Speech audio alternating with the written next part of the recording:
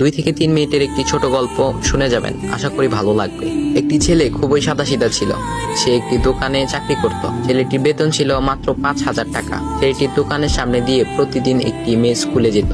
মেয়েটি প্রতিদিন বোরকা পরে যেত, কিন্তু প্রায়ই মুখটা খোলা থাকতো।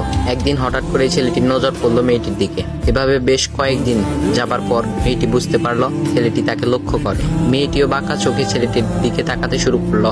ছেলেটি মেয়ের চলাফেরা দেখে মুগ্ধ হলো। আফসোস করতে লাগলো, ইস, যদি আমিও আজ পড়াশোনা করতে পারতাম, তাহলে সাহস করে মেয়েটির সাথে কথা বলতে পারতাম। মেয়েটি বুঝতে পারলো ছেলেটি তাকে ভীষণ পছন্দ করে। তাই একদিন মেয়েটি ছেলেটির দোকানের পাশে দাঁড়িয়ে রইল। তখন ছেলেটি দুপুরের খাবার খাওয়ার জন্য দোকানের বাইরে আসে। সে চায়ের দোকানে গিয়ে 5 টাকার একটি রুটি খেয়ে পানি পান করে আসতে লাগলো। তখন মেয়েটি তার কাছে গেল। তুমি ভাত খেলে না, রুটি দিয়ে পেট ভরবে? তখন ছেলেটি মেয়েটিকে দেখে অবাক হয়ে গেল। তখন ছেলেটি বলল, আমি ভাত খেলে আমার মা, বাবা আর ছোট বোনকে কি খাওয়াবো? মেয়েটি শিক্ষিত, তাই অল্পতেই বুঝে গেল।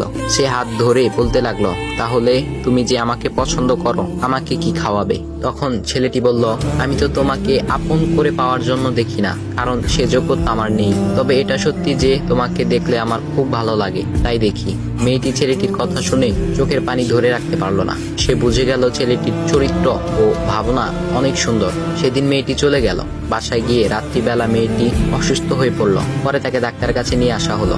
বলা হলো মেয়েটার 2টি কিডনি নষ্ট হয়ে গেছে। তখন মেয়ের বাবা ফোন করলো তার বন্ধুর ছেলেকে, যার সাথে বিয়ে দেওয়ার জন্য সে পাগল। কিন্তু মেয়েটি তার বাবার পছন্দের ছেলেকে বিয়ে করতে রাজি না, কারণ সে ছেলেটি টাকা থাকলেও কি হবে, তার চরিত্র খারাপ, সে লোভী।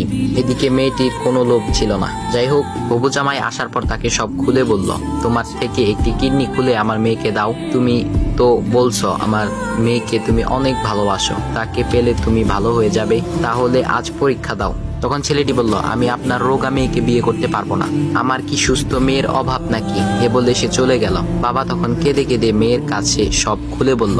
মেয়েটি বলল, বাবা তুমি কেঁদো না, একটা পথ এখনো আছে। আমাদের সামনে মোড়ে বড় একটা দোকান আছে না, তুমি সেখানে যাও।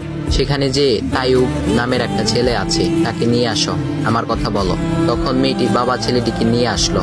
মেয়েটিকে দেখে ছেলেটির চোখ ভিজে পানি পড়তে লাগলো, কারণ মেয়ের বাবা তাকে সব খুলে বলেছে। তখন ছেলেটি মেয়েটিকে বলল, তুমি আমাকে একটা কিডনি দিবে? ছেলেটি বলল, কিডনি দেবার জন্যই আমি এসেছি। মেয়েটি তাকে বলল, তুমি কি চাও?